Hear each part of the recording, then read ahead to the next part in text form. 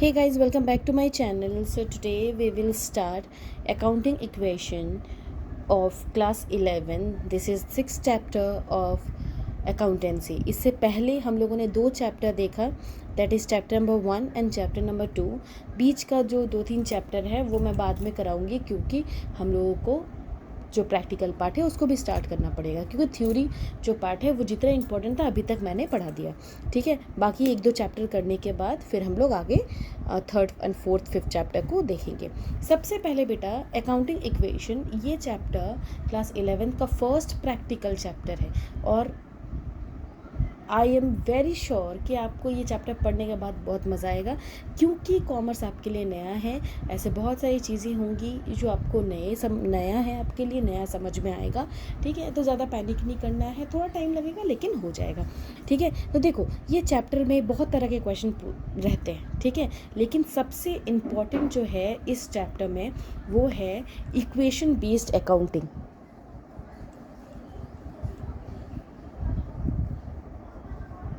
Equation based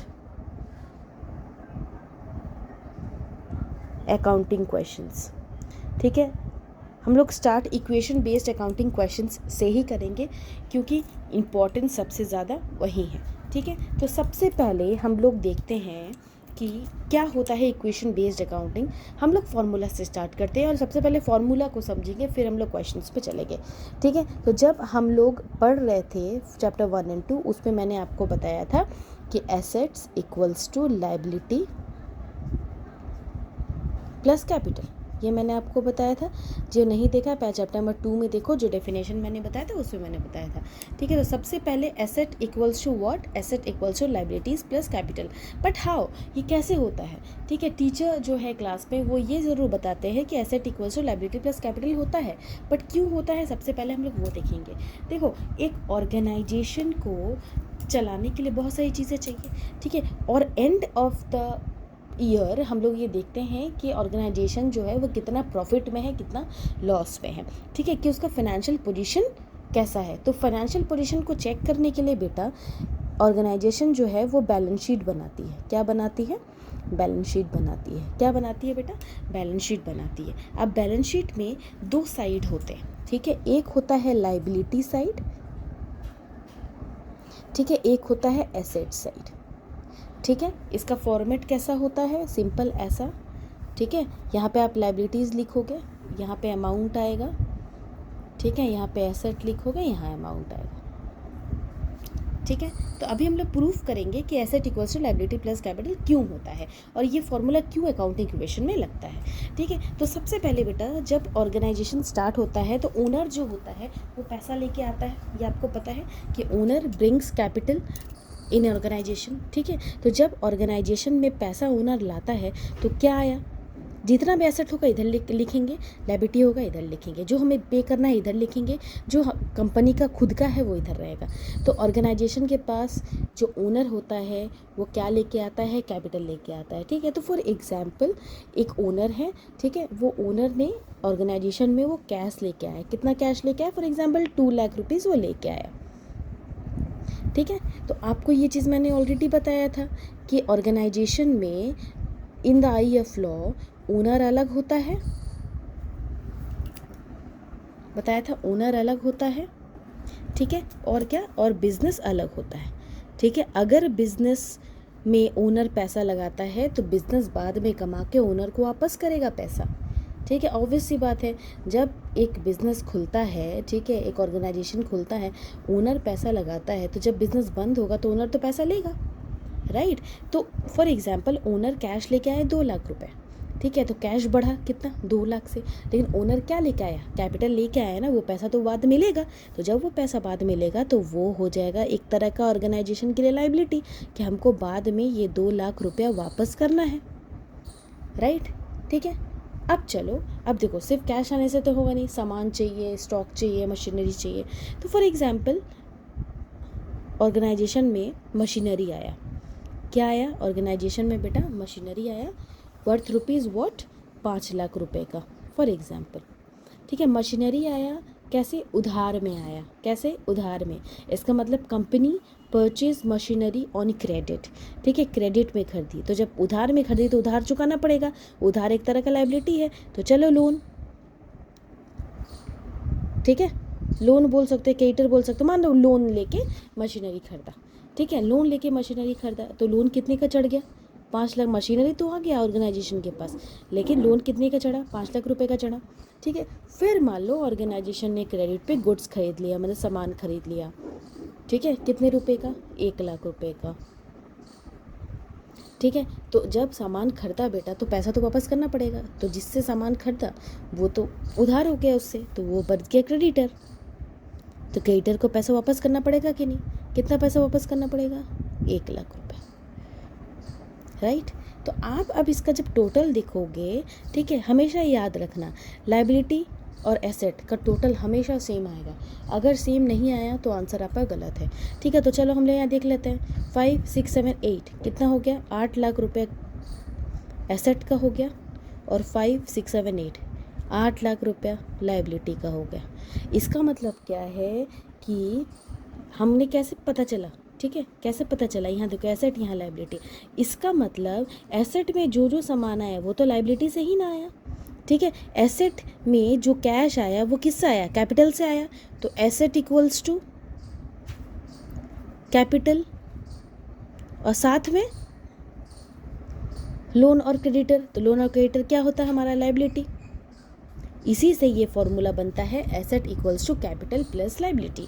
मतलब asset का total capital plus liability का टोटल होगा, ठीक है। यही फॉर्मूला जो है हम लोगों को इस चैप्टर में देखना है, और आगे जितने भी चैप्टर्स हैं ये फॉर्मूला बहुत इंपॉर्टेंट है, ठीक है। क्या फॉर्मूला है? Asset equals to liabilities plus capital. समझ में आया?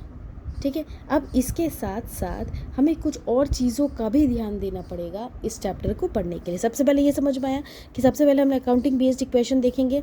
पहला उसका फॉर्मूला होता है asset equals to liability plus capital, एकदम ध्यान रखना, ठीक है। चलो दूसरा देखते हैं। दूसरा क्या क्या हम लोग ध्यान देंगे? दूसरा हम लोग ध्यान देंगे कि जितने भी ट्रांजेक्शन होंगे, पैसा आया, पैसा गया, ठीक है, सारे ट्रांजेक्शन का 2 जगह इम्पैक्ट होगा। दैट इज ईच ट्रांजेक्शन, या आप बुक में भी पढ़ोगे, बुक में भी मिल जाएगा आपको, ठीक है, हैज़ एट लीस्ट 2 इम्पैक्ट्स, ठीक है। अब एटलीस्ट 2 इम्पैक्ट, 2 से ज़्यादा हो सकता है लेकिन 2 से कम नहीं हो सकता। फॉर एग्जाम्पल ऑर्गेनाइजेशन में क्या आया? कैश आया, तो कैश भी बढ़ा, कैपिटल भी बढ़ गया, ठीक है। ऑर्गेनाइजेशन में क्या आया? मशीनरी आया, तो मशीनरी आया, कैसे आया? लोन में आया, तो मशीनरी बढ़ गया, लोन भी बढ़ गया, ठीक है। गुड्स आया, मान लो हमने कैश में गुड्स खरीदा, तो गुड्स मतलब सामान, ठीक है, कैश में गुड्स खरीदा 1 लाख का मान लो कि हमारे ऑर्गेनाइजेशन में अगर 1 लाख का सामान आया तो कैश तो 1 लाख का चला गया। इसका मतलब कहीं आएगा तो कहीं जाएगा, ठीक है। इसका मतलब सिंपल है, 2 जगह ट्रांजेक्शन में इम्पैक्ट पड़ेगा, या तो ये 2 जगह लायबिलिटी और कैपिटल में पड़े, ठीक है, या तो एसेट लायबिलिटी में पड़े, या तो एसेट कैपिटल में पड़े, ठीक है, लेकिन 2 जगह कम से कम ये इम्पैक्ट पड़ेगा, ठीक है। तीसरा क्या है बेटा? देखो ये सब पढ़ना, इसे देखो एग्जाम में पूछता नहीं है सब, ठीक है, लेकिन आपको ये चैप्टर पढ़ने के लिए ये सब पहले समझना पड़ेगा। तीसरा ये है बेटा कि जितने भी एक्सपेंसेस एंड लॉसेस है, ऑल एक्सपेंसेस एंड लॉसेस, आप सोचो कि एक्सपेंसेस एंड लॉसेस क्या है? जितने भी खर्चे, जैसे रेंट देना, जैसे एडवर्टाइजमेंट, जैसे सैलरी, ठीक है, या लॉसेस, कुछ लॉस हो गया, वो सब जो है हम जो ये कैपिटल है ना, यहाँ कैपिटल, इसे माइनस कर देंगे, ठीक है। Will be deducted from capital, याद रखना। क्वेश्चन में अभी आएगा, देखना, रेंट पेड, सैलरी पेड, ये सब किससे माइनस करेंगे? हम लोग कैपिटल से माइनस करेंगे, कैश से भी माइनस करेंगे क्योंकि कैश चला गया, और कैपिटल से ही माइनस करेंगे, ठीक है। उसी के साथ साथ जितने भी इनकम होंगे, ऑल इनकम एंड गेन्स, जितने भी इनकम और गेन्स होंगे वो क्या करेंगे हम लोग? That will be added to capital. जितने भी इनकम हुआ, कमीशन रिसीव्ड हुआ, ठीक है, मान लो रेंट रिसीव्ड हुआ, ये सब तो इनकम है, तो ये कैपिटल बढ़ जाएगा। समझ आया? कोई डाउट है? ठीक है।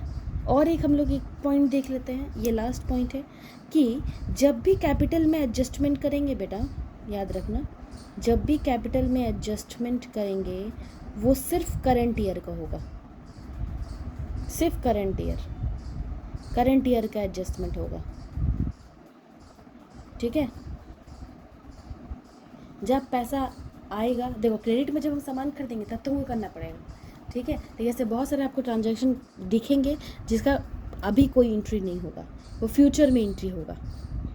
अगर क्वेश्चन लिखा रहेगा द बेनिफिट विल इनकर इन फ्यूचर, ठीक है, तो जब बेनिफिट होगा तब एंट्री होगा, ठीक है। कैपिटल एडजस्टमेंट में ऐसा होता है, ये आपको धीरे धीरे समझ में आ जाएगा, ठीक है। आई होप आपको इतना समझ आया होगा कि ये क्वेश्चन जो है, सबसे पहले अकाउंटिंग बेस्ड इक्वेशन हम लोग क्वेश्चन देखेंगे। उसका फॉर्मूला होता है asset equals to liability plus capital, ठीक है। हम लोग बैलेंस शीट में देखा कि एसेट इधर होता है, लायबिलिटी इधर होता है। ऑर्गेनाइजेशन में ओनर कैश लेके आता है तो कैश बढ़ता है, साथ ही साथ कैपिटल बढ़ता है क्योंकि एक तरह का लायबिलिटी है, पे करना पड़ेगा, ठीक है। मशीनरी आया, मान लो लोन में, तो मशीनरी बढ़ा, ठीक है, लोन भी बढ़ा। सामान खरीदा हमने उधार में, ठीक है, तो गुड्स भी बढ़ा, क्रेडिटर भी बढ़ा। ये भी देखा हमने कि एसेट इक्वल्स टू लायबिलिटी होता है, ठीक है। और ये जो फॉर्मूला है assets equals to liability plus capital, वो ऐसे बनेगा कि लायबिलिटी प्लस कैपिटल को जोड़ के ही एसेट बनता है। और क्या हमने देखा कि हर ट्रांजैक्शन का 2 जगह एंट्री होगा, ठीक है, 2 या 2 से ज़्यादा जगह एंट्री हो सकता है। जितने भी एक्सपेंसेस और लॉसेज है, जैसे रेंट पेड हो गया, सैलरी पेड हो गई, ये सब कैपिटल से माइनस हो जाएगा, ठीक है। ये फॉर्मूला में कैपिटल है ना, इससे माइनस हो जाएगा, ठीक है। और जितने भी इनकम्स और गेन्स है वो सब कैपिटल में प्लस हो जाएगा, ठीक है। आप सोचेंगे मैम ये सब कैसे होगा, अभी क्वेश्चन बताऊँगी, एक पूरा समझ पा जाएगा आपको। लास्ट कैपिटल में एडजस्टमेंट जब भी करेंगे वो करंट ईयर में करेंगे, ना कि पास्ट में करेंगे, ना कि फ्यूचर में करेंगे। समझ आए? अब चलो हम लोग आगे बढ़ते हैं अकाउंटिंग इक्वेशन में। चलो सबसे पहले बेटा ये देख लो फॉर्मेट, अकाउंटिंग इक्वेशन की ये फॉर्मेट है। सबसे पहले सीरियल नंबर लिखना होगा, इसका मतलब 1 2 3 4 जो सीरियल नंबर होगा वो आपको लिखना होगा, ठीक है। उसके बाद ट्रांजैक्शन, मतलब जो ट्रांजैक्शन कर रहे हो, सेल कर रहे हो, परचेज कर रहे हो, कैपिटल आ रहा है, वो सब इसमें लाइन बाय लाइन लिखना होगा, ठीक है। फिर asset equals to liability plus capital, ये तो मैंने आपको ऑलरेडी बताया कि ये आपका एक फार्मूला है, ठीक है। अब आप सोचोगे कि मैम ये वाला लाइन मैंने क्यों दिया। देखो एसेट के अंदर भी बहुत सारी चीज़ें हैं, जैसे कैश हो गया, डेटर हो गया, गुड्स हो गया, स्टॉक हो गया, ठीक है। उसी तरह लायबिलिटी में क्रेडिटर हो गया, ठीक है। तो इसके नीचे भी अगर वैसा कुछ क्वेश्चन में आएगा तो वो आपको यहाँ पुट करना होगा कि किस किस बेसिस पे आप जो है अमाउंट पुट कर रहे हो। सबसे पहला, ठीक है, सबसे पहला क्या स्टार्ट होता है बेटा, सबसे पहला हम लोग 1 नंबर देखेंगे, ठीक है। आपके बुक का ही क्वेश्चन है that Gopal started business with capital of 75,000। तो हम लोग सबसे पहला इसमें क्या लिखेंगे बेटा, स्टार्टेड बिजनेस विथ कैपिटल, कितना, स्टार्टेड बिजनेस विथ कैपिटल कितना लिखेंगे। मैंने आपको ऑलरेडी बताया था कि पैसा जब भी ऑर्गेनाइजेशन में आएगा सबसे पहले क्या आएगा, कैश आएगा। कितना आ रहा है, 75,000, कितना आ रहा है, 75,000, ठीक है। तो कैश बढ़ेगा तो हमको उसको बाद में पे भी तो करना होगा, तो कैश के साथ साथ क्या बढ़ेगा, कैश के साथ साथ कैपिटल भी बढ़ेगा, ठीक है। समझ आया, ठीक है। क्या बढ़ा, कैश भी बढ़ा, कैपिटल भी बढ़ा, ठीक है। अब इसको क्लोज कर देते हैं। चलो क्लोज कैसे करेंगे, एक लाइन खींच लेंगे, ठीक है। अब टोटल कर लेंगे, कितना हो टोटल एसेट, अभी हमारे पास टोटल कितना है, 75,000, कितना है बेटा 75,000, ठीक है।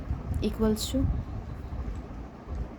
लायबिलिटी कितना है 0, और अभी कैपिटल कितना है 75, ठीक है। तो मैंने आपको बताया था जब बैलेंस शीट बना रहे थे तो एसेट्स और लायबिलिटी दोनों, एसेट्स और लायबिलिटी प्लस कैपिटल सेम रहेगा। देखो एसेट 75,000, कैपिटल भी 75,000, अभी तक इक्वल है, ठीक है। अब देखते हैं नेक्स्ट बिजनेस में क्या इंट्रोड्यूस हुआ है, ठीक है। सो दूसरा बिजनेस में इंट्रोड्यूस हुआ है that Gopal purchased furniture for 5,000।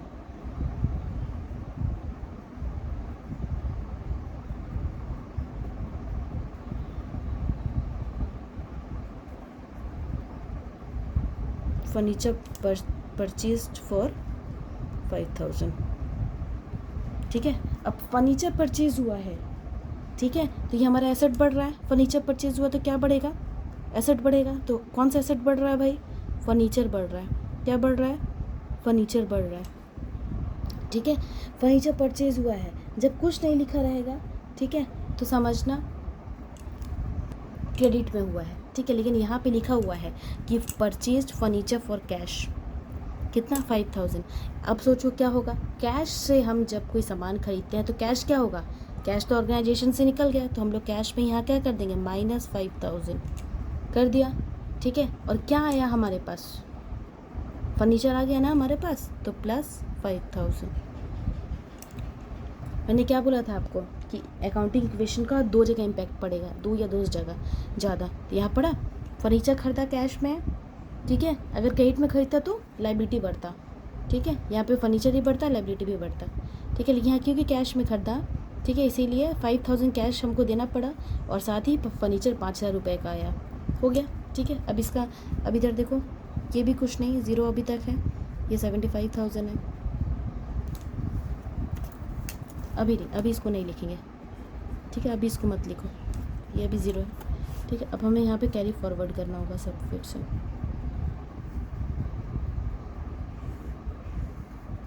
Carry forward कर रहे हैं हम लोग। अब गिनो, 75,000 में 5 चला गया, कितना बचा, 70 बचा। 70 + 5 = 0 प्लस ये 75 नीचे आ जाएगा। अभी भी देखो इक्वल है ना, 75 इधर भी 75, इक्वल रहेगा तभी सही है तुम्हारा। अगर इक्वल, अगर गलत, अगर नहीं है तो गलत हो जाएगा। ठीक है, समझ आ रहा है। अब देखते हैं हम लोग तीसरा ट्रांजेक्शन, तीसरा ट्रांजेक्शन तुम बनाओगे। ठीक है, गोपाल परचेज्ड गुड्स। अब सामान क्या खरीदा, गुड्स खरीदा, मतलब सामान खरीदा फॉर कैश, कितना, 20,000 का, 20,000 का सामान खरीद लिया। ठीक है, तो सामान जब 20,000 का खरीद लिया, कैश में खरीदा, तो बताओ क्या सबसे पहले हम लोग माइनस करेंगे, क्या गया ऑर्गेनाइजेशन से, सोचो क्या गया ऑर्गेनाइजेशन से बाबू, कैश चला गया। कितना कैश गया, 20,000 रुपये कैश चला गया, राइट। तो हमारे पास क्या बढ़ा, फर्नीचर बढ़ा, नहीं, क्या बढ़ा, गुड्स बढ़ा। तो यहाँ हम लोग एक बढ़ाएंगे गुड्स। ठीक है, फर्नीचर एज इट इज़ 0। ठीक है, और गुड्स बढ़ा कितने का, 20,000 रुपये का। ठीक है, ये सब में कोई असर पड़ेगा नहीं, 0 + 0। ठीक है, टोटल कर लेते हैं।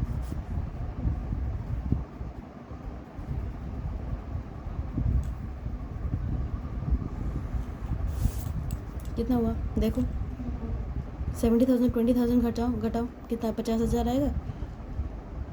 50,000 + 5,000 + 20,000, और यहाँ कितना है, 0 + 75। अब मिलाओ, इधर उधर सेम है क्या, 50 + 5 55, 55 + 7 20 75 अभी तक सही जा रहा है। ठीक है, अब नेक्स्ट तुम बताओ, 4th नंबर बता रही हूँ। 4th नंबर का क्वेश्चन है कि Gopal purchase goods on credit. जिन्होंने मेरा चैप्टर 2 देखा होगा, ठीक है, उनको समझ में आ गया होगा कि अगर सामान परचेज करते हैं क्रेडिट में तो क्या होता है।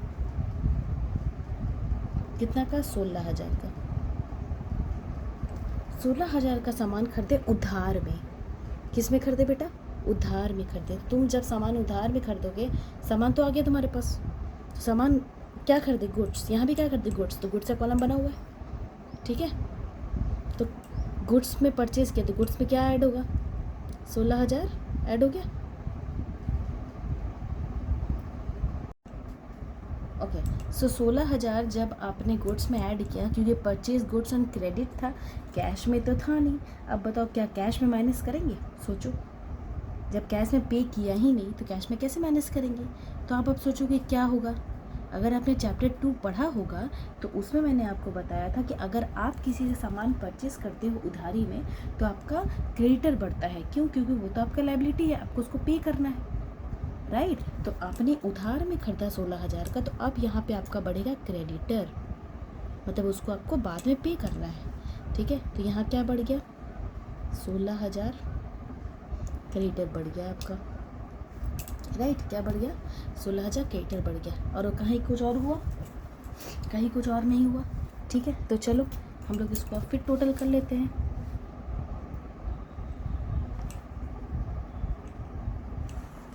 चलो करो, 50,000 कैश 5,000 फर्नीचर, अब कितना हुआ 20 + 16 36,000 हुआ। लाइबिलिटी में देखो क्या है, क्रेडिटर 16,000 बढ़ा और 75,000 यहाँ ऑलरेडी था, ये सब ज़ीरो। अब टोटल करो, देखो इधर उधर सेम है क्या, 5,000 + 50,000 55,000, 55,000 + 36,000 कितना होता है, कितना होता है 91,000। इधर हो गया 91,000, इधर देखो 75, ठीक है, और 16 कितना होता है 91 होता है। तो अभी भी दोनों सेम है, मतलब हम लोग सही चल रहे हैं। अब चलो और थोड़ा इसको थोड़ा टफ करते हैं। 5वां नंबर पे goods of 12,000 sold on credit, credit में सोल्ड किए हैं फॉर 15,000। समझने की कोशिश करो, गुड्स था 12,000 का, बेचे हैं उधारी में, मतलब हमको पैसा बाद में मिलेगा, ठीक है। 12,000 का गुड्स था, बेचे हैं कितना हज़ार में बेटा, 15,000 में, ठीक है।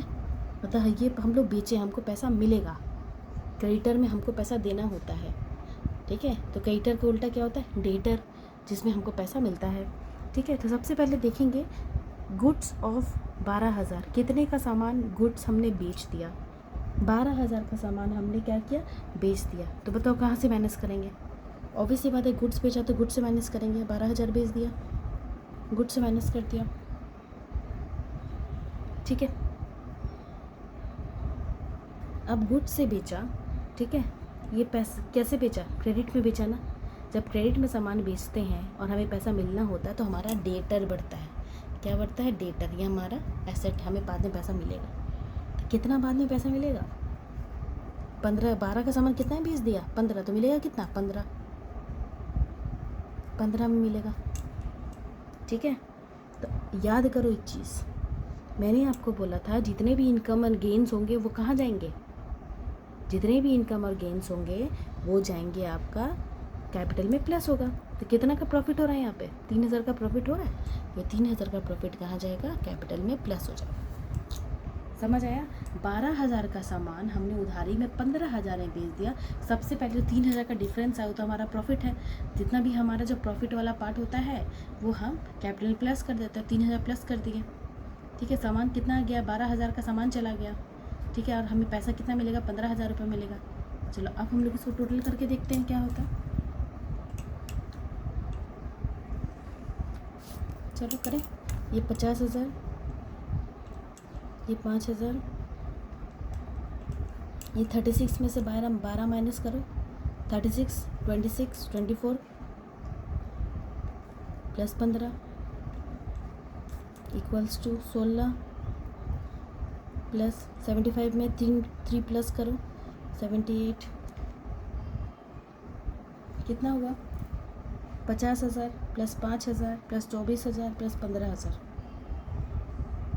ठीक है। और उधर 16,000 + 78,000, देखो मैच करो, आ रहा है, दोनों मिलाओ, देखो 94 आ जाएगा, ठीक है। अब चलो कुछ और इसमें एक्स्ट्रा ऐड करते हैं। चलो फॉर एग्जाम्पल रेंट पेड 1,000, कितना, 1,000 रेंट पेड कर दिया। तो भाई कैश में रेंट पे करते हैं हम लोग, ऑब्वियसली रेंट पे करें तो कैश में करेंगे। फर्स्ट वाला कॉलम किसका था, कैश का था, ठीक है, माइनस कर देंगे 1,000। अब एक चीज़ याद करो तुम कि मैंने आपको स्टार्टिंग में क्या बताया था, जब हम लोग रूल्स पढ़ रहे थे कि जितने भी एक्सपेंसेस एंड लॉसेस है वो सब हम माइनस करेंगे, कहाँ से, सब हम माइनस करेंगे हमारे कैपिटल से, ठीक है। यहाँ पे कैपिटल से माइनस कर दिए 1,000, ठीक है, कैपिटल से माइनस किया। अब जब तुम इसका टोटल करोगे तो देखो यहाँ पे आ जाएगा तुम्हारा 49,000 + 5,000 + 24,000 + 15,000 इक्वल्स टू 16,000 + 77,000। अब इसको से इक्वल करो, तुम्हारा आंसर आ जाएगा। देखो ये दोनों को मैच करो, सेम आएगा, ठीक है। अब इसी के साथ साथ हम लोगों ने देख लिया। अब साथ ही साथ हम लोग इसका बैलेंस शीट भी बना लेंगे। सिंपल सा चीज़ है। इधर वाला जितना है, ठीक है, वो हमारा एसेट है, इधर वाला जितना है हमारा लायबिलिटी है। चलो हम लोग देख लेते हैं। चलो बैलेंस शीट बनाए।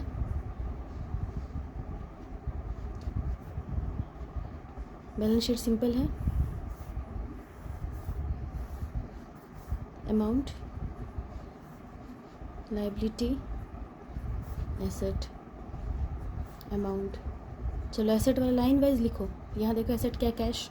लास्ट में कैश कितना आया, 49। फिर फर्नीचर कितना है, 5। फिर गुड्स कितना है, 24। फिर डेटर कितना है। ये सब ध्यान रखते जाओ कि एसेट में क्या क्या आता है, ठीक है। अब आ जाओ लायबिलिटी के साइड। देखो क्या है, क्रेडिटर। सबसे पहले कैपिटल लिखते हैं, ठीक है। कैपिटल लिखो। कैपिटल हमारा कितना है, 77। चलो क्रेडिटर कितना है, 16। अब दोनों अगर इक्वल आ गया तो समझो तुम्हारा आंसर एकदम करेक्ट है। चलो करते हैं, ऐसे करेंगे, लास्ट में एक और देंगे, ठीक है। ये इस पर टच होना चाहिए। चलो 0 0 0 करो, कितना होगा, या 3 या 9, 93। इसमें भी करो, 0 0 0 3।